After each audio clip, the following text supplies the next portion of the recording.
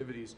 The law firm of Jenner and Block is one of these law firms. This is a law firm that, as you know, employed Andrew Weissmann after he came off of the Mueller investigation. It's a law firm that's engaged in invidious racially and sexually discriminatory practices. It's also a law firm that has participated in the weaponization of the legal system against American principles and values, and we believe that the measures in this executive order will help correct that. And Andrew Weissmann is the main culprit? He's certainly with respect to this firm. He is one of a number of reasons that we believe this executive order is warranted. He's a bad guy.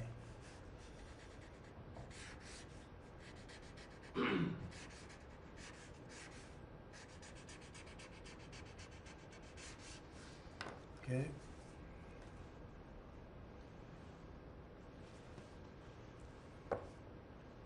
Next, sir, we have an executive order for your attention relating actually to government payments. Historically, checks issued by the Treasury are, I believe, 14 times more likely to become the subject of fraud than electronic transfer payments.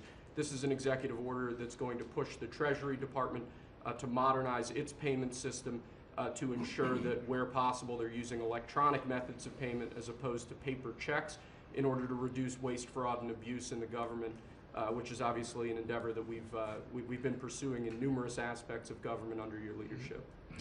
It's basically modernization of equipment and methods, and it's something that really I think he's going to be a great Secretary of the Treasury wanted, Scott, and so we're doing this, and we have other modernization programs going on. We could let somebody else, whoever's next, whoever that may be, do it, but it's something that should have been done 25, 30 years ago.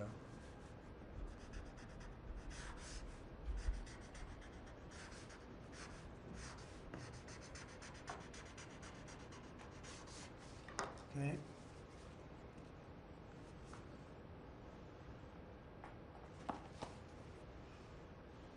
Along similar lines, sir, this is an executive order. We're calling it Protecting America's Bank Account.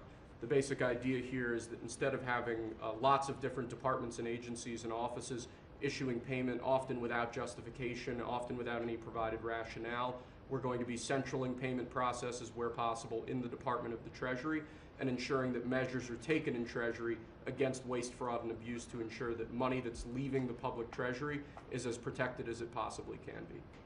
All right, good.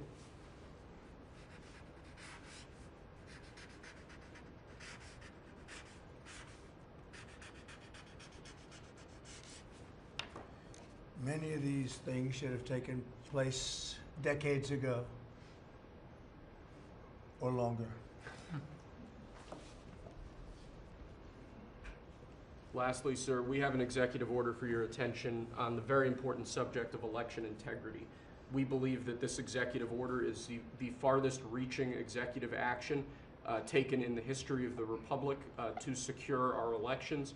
Among numerous other aspects of this executive order, this is going to cut down on illegal immigrants on the voter rolls, ensure that the Department of Homeland Security and the data that they have available is being fully weaponized to ensure that illegal immigrants aren't voting.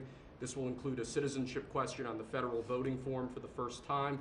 This executive order instructs the EAC to cut federal funding to states that don't take reasonable steps to secure their election. This calls on the Department of Justice to vigorously prosecute election crimes, particularly in states that we don't believe are in compliance with federal law around election integrity. I could go on and on for a while, sir, but compliance with National Election Day rules, cracking down and investigating and prosecuting foreign interference in our elections, revoking President Biden's Executive Order 14019, which essentially weaponized government to corrupt and pollute our election process. There's a lot in here, but we believe that these are very important steps that we need to be taking as an administration at your direction to ensure that our elections are as secure as they possibly can be. Okay, you all understand that? Yes. Election fraud, you've heard the term. Will end it, hopefully. At least this will go a long way toward ending it. There are other steps that we will be taking in the coming weeks, and we think we'll be able to end up getting fair elections. perhaps some people think I shouldn't be complaining because we won in a landslide, but we got to straighten out our election. This country is so sick because of the election, the fake elections and the bad elections, and we're going to straighten it out one way or the other.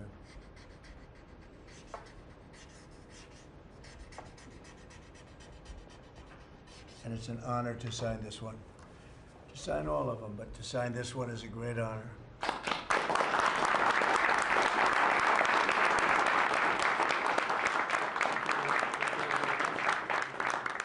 Thank you very much. Sorry, sir.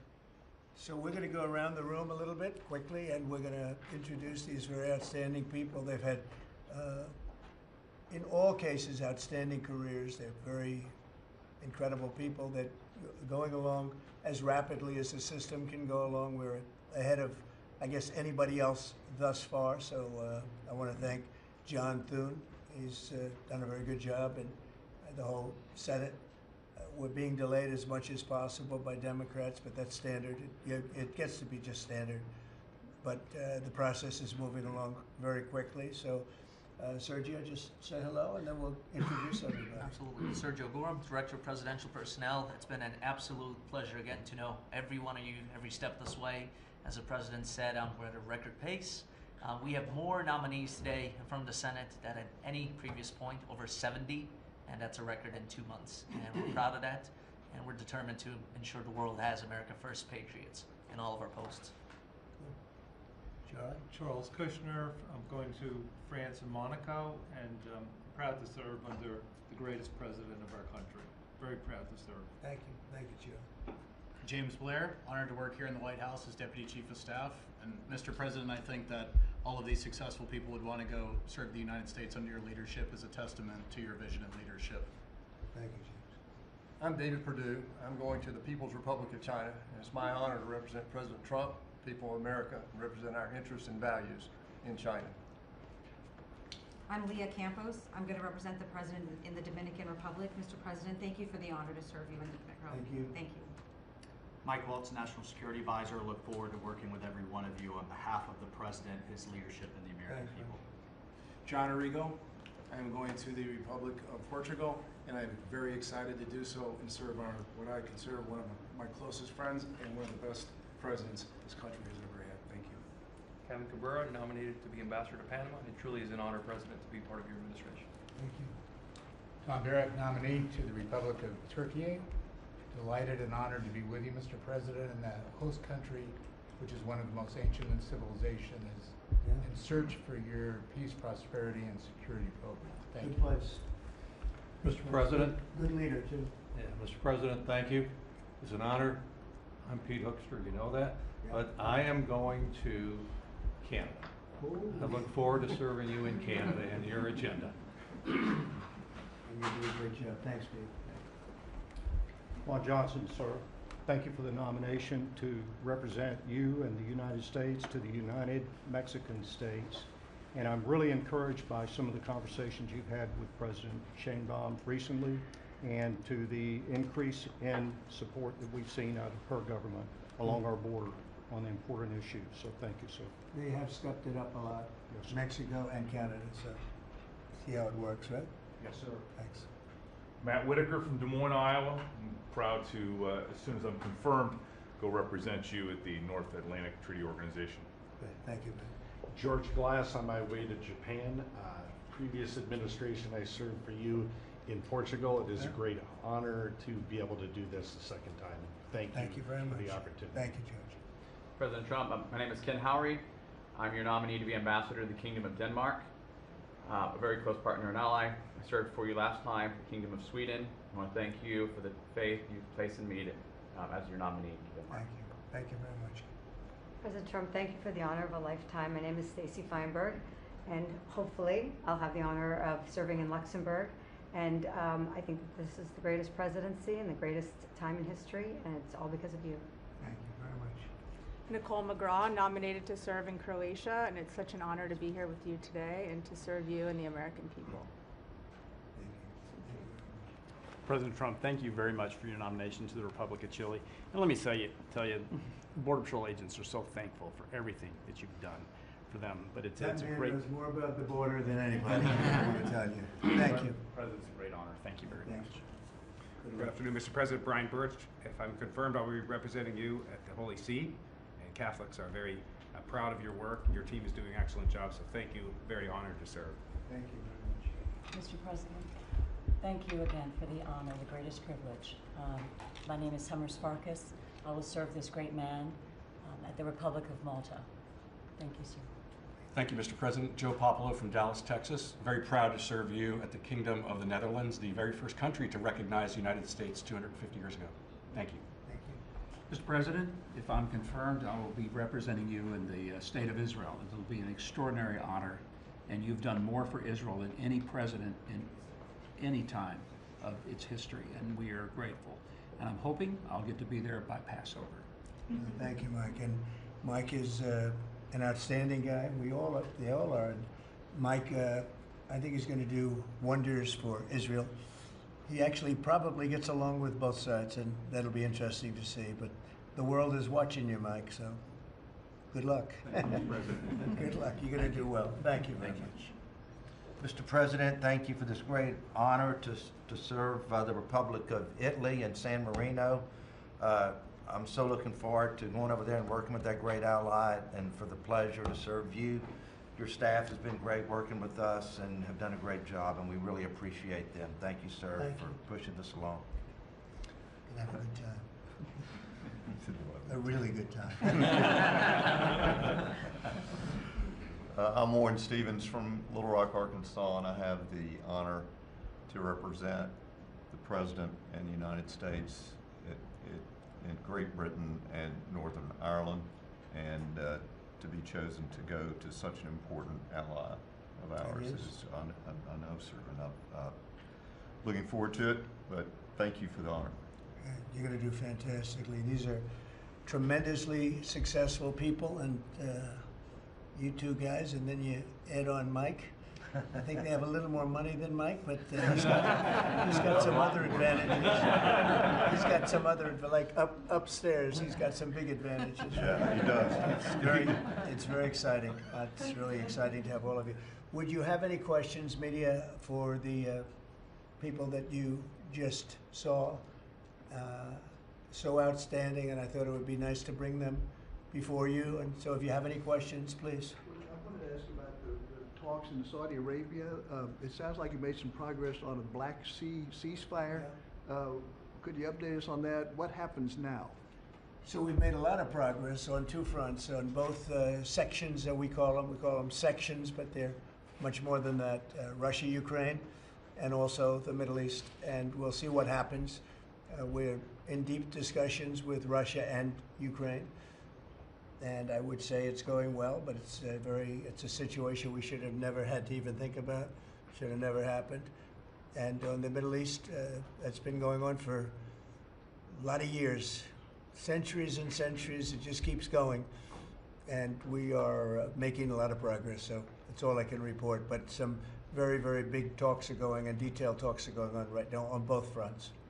Mr. President, you said that your national security advisor learned a lesson after a report. Wait a minute, excuse me, I didn't pick you. Go ahead, please. Mr. President, the ceasefire agreement that was broken today allows for third-party countries to help implement the agreement. What does that look like, and who's going to be involved? The ceasefire agreement? Yes, the maritime ceasefire agreement between Russia and Ukraine. Well, they're going to get together. Look, it's they agreed to something and it got broken. There's tremendous animosity. There's a lot of hatred, as you can probably tell. And it allows for people to get together, mediate it, arbitrate it, and see if we can get it stopped. And I think it will. That'll get stopped. What countries are you looking to work with, sir, to help implement and monitor that ceasefire? We have other countries involved, and they're involved very strongly in the process. And that'll be resolved. That's actually, as bad as it is, that's the least of the problems. So we'll get that resolved. And we are being aided by other countries too. Yes, please. Please, Brian. Tomorrow, the subcommittee on DOGE is going to review funding for NPR and PBS. Now, every Republican president has always promised to take away this money that's going to these two public news outlets if if they're successful, I know Senator Kennedy has backed it, Marjorie Taylor Greene in Congress has backed it, would you be interested in defunding and taking away taxpayer dollars to NPR and PBS?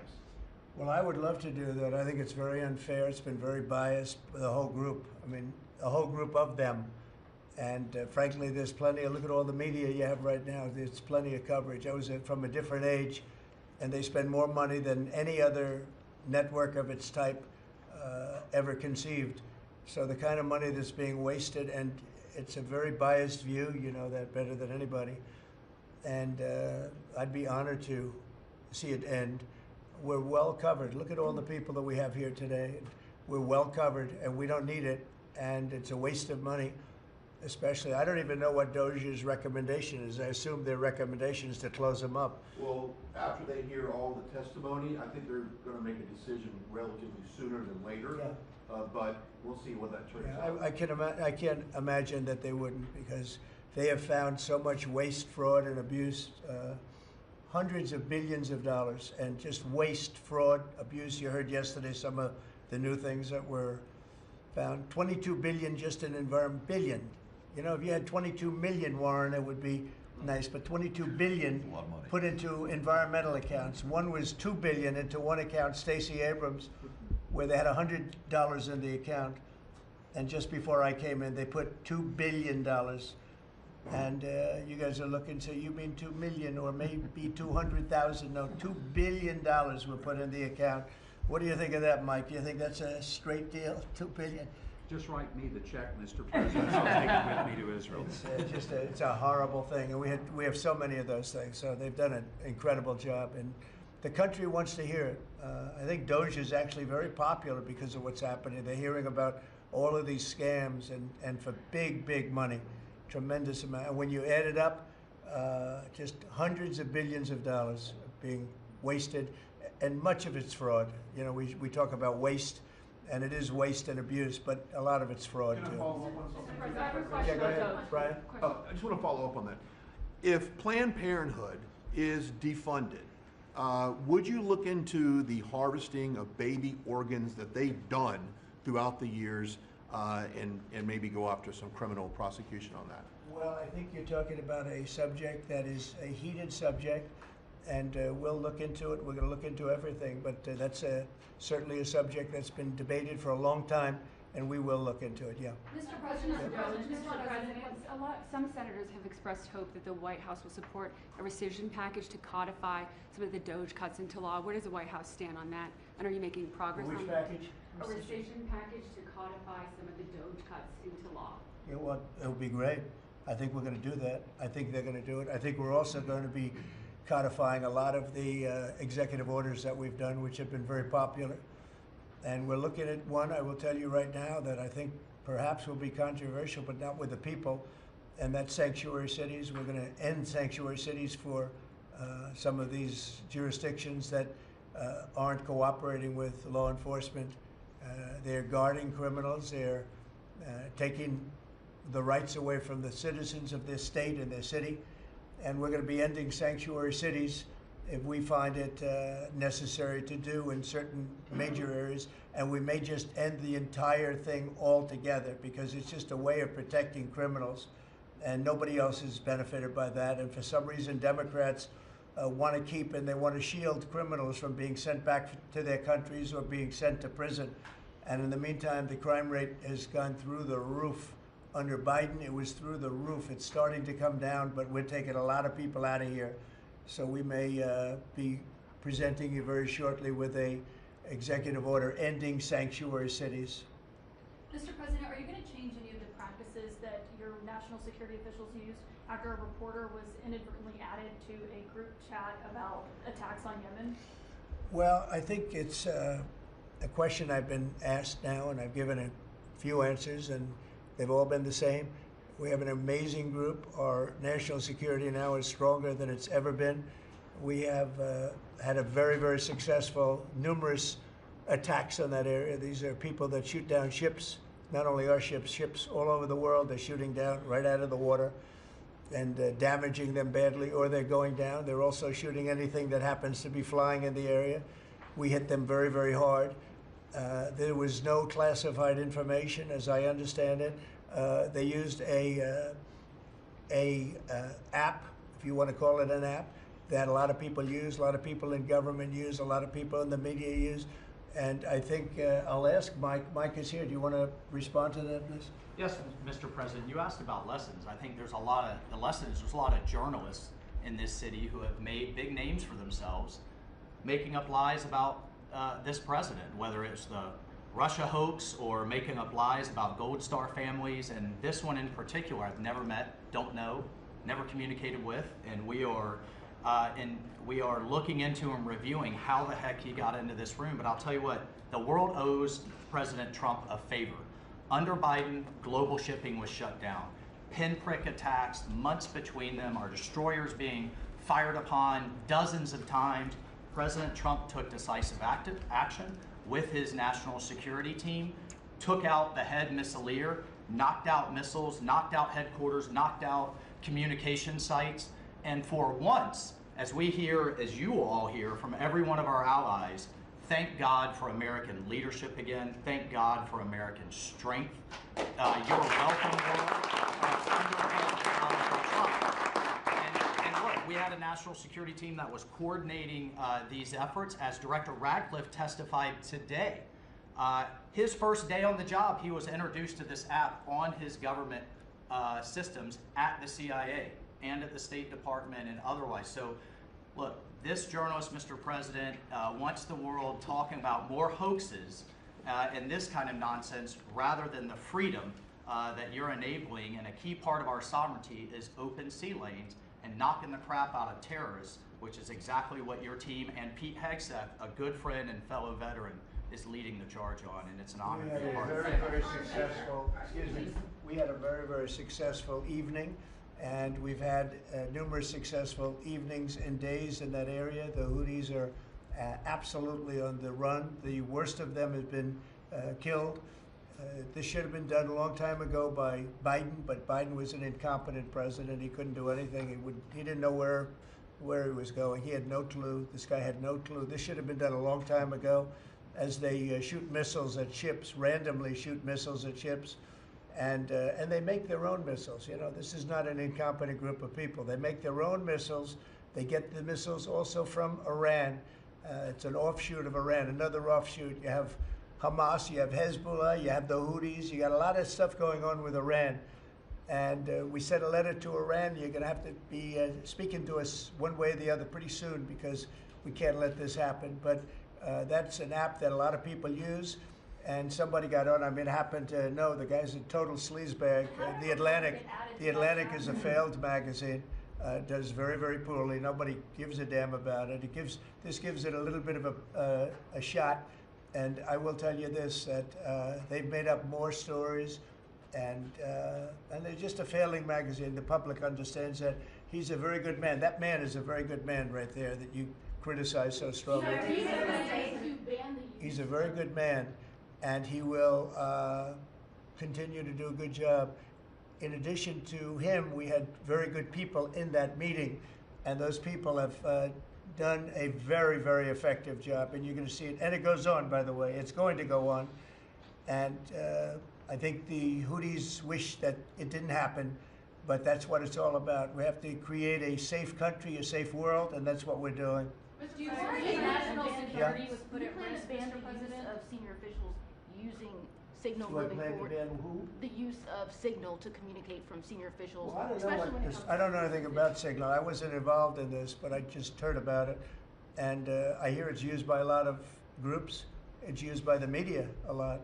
It's used by a lot of the military, and I think successfully. But sometimes somebody can get onto those things. That's one of the prices you pay when you're not sitting in the Situation Room with no phones on, which is always the best, frankly. But you know, the best is to be there. In fact, oftentimes I've been in fact, just last week I was in the Situation Room on something very important, and we had a couple of people hooked up by line, and I said, cancel the line. Sorry, fellas, what you do is we'll tell you all about the meeting, because I know people do get on those lines, whether it's Signal or anything else. Yeah. So are you going to change any procedures as a result of this?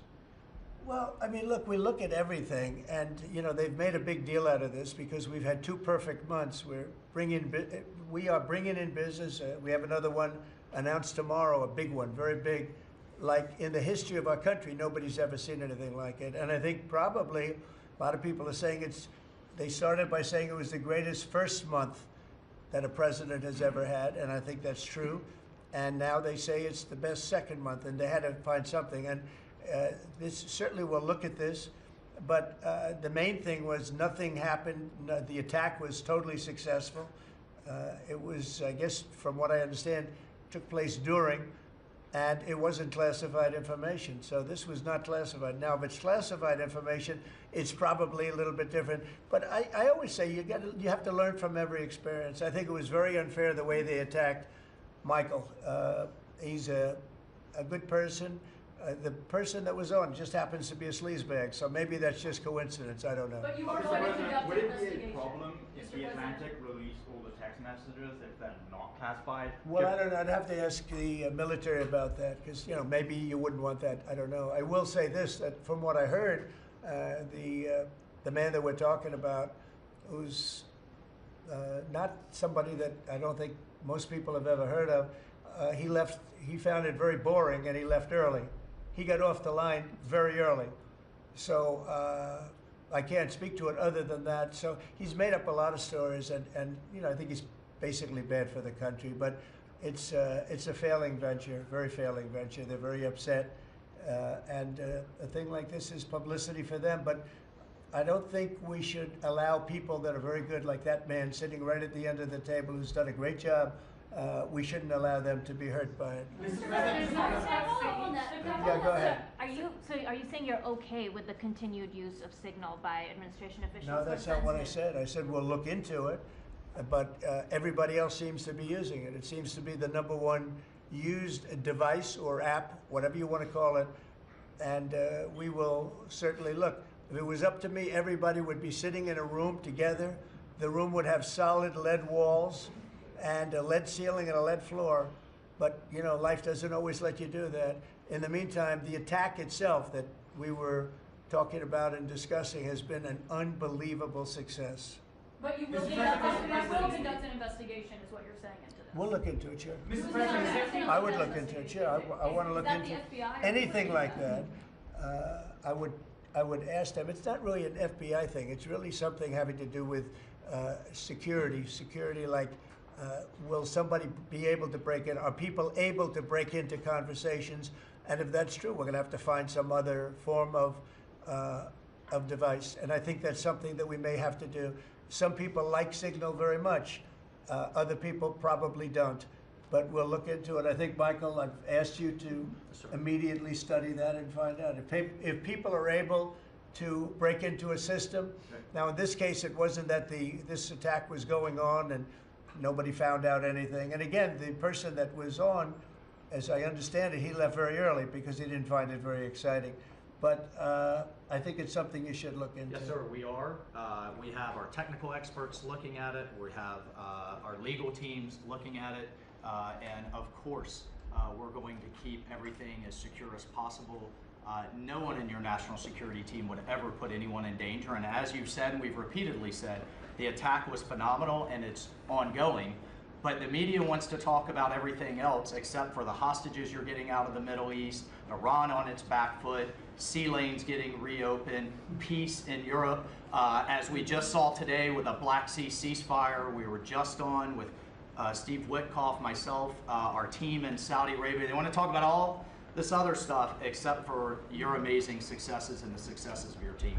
One of the other things, and sometimes you have to move very quickly, and there are other devices that are very good, but they are very, very cumbersome, and you're not able to use them and from a practical standpoint. So all we can do is find out the best we have with modern technology. They'll probably get better over the years. Yeah, go ahead. Sir, on the Black Sea, so the Kremlin has said that there are several conditions that would need to be met for this agreement to happen. This includes sanction relief for banks and some companies. Did the U.S. agree to all of those conditions that they laid out? They will be looking at them, and we're thinking about all of them right now. There are about 5 or 6 conditions. We're looking at all of them. Mr. President, the White House has said that it's looking into how journalists got added to that Signal chat. Is it possible that there could be a firing of even a lower mid-level official once that person is identified? About what? About the Signal chat that we've been discussing. We've pretty much looked into it. It's pretty simple, to be honest. It's not, it's just something that can happen. It can happen, you can even prepare for it. It can happen. Sometimes people are hooked in and you don't know they're hooked in. They're hooked into your line and they don't even mean bad by it. But it's not a perfect technology. There is no perfect technology. The really good ones are very cumbersome, very hard to access. And I think we're going to look at, we always want to use the best technology. This was the best technology for the moment. But again, it wasn't classified, so they probably viewed it as being something that wasn't that important. And it obviously, with the attack being, I mean, I don't know if it's been read out to you yet, but that attack was a tremendous success for the U.S., a tremendous success. Who said the information Go ahead, was please. not classified? Do you think that Mike Waltz made a mistake, and does he need to apologize? No, I don't think he should apologize. I think he's doing his best. It's equipment and technology that's not perfect, and probably he won't be using it again, at least not in the very near future. What do you think? Sir, I agree with you. Let's get everybody in the room whenever possible.